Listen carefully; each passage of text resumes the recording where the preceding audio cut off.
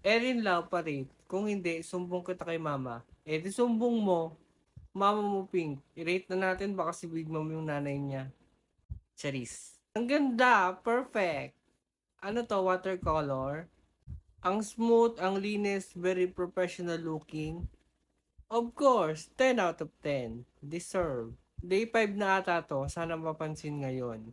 You are the congratulate. It's giving 2005 na vibes. Parang gantong drawing yung mga uso dati. Nung 2005, something. I like it. Very nostalgic. Very kitschy na dal. Rate ko to ng 9.4 out of 10. Pa-rate po, ito ay Nostalgia 2005. I think Nyan Cat at Tak 9 Cat.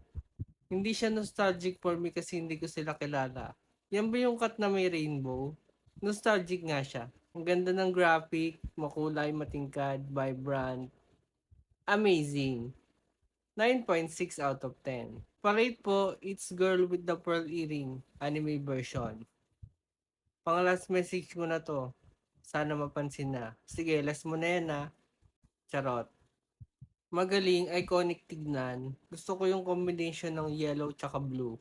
You deserve a 9.8 out of 10.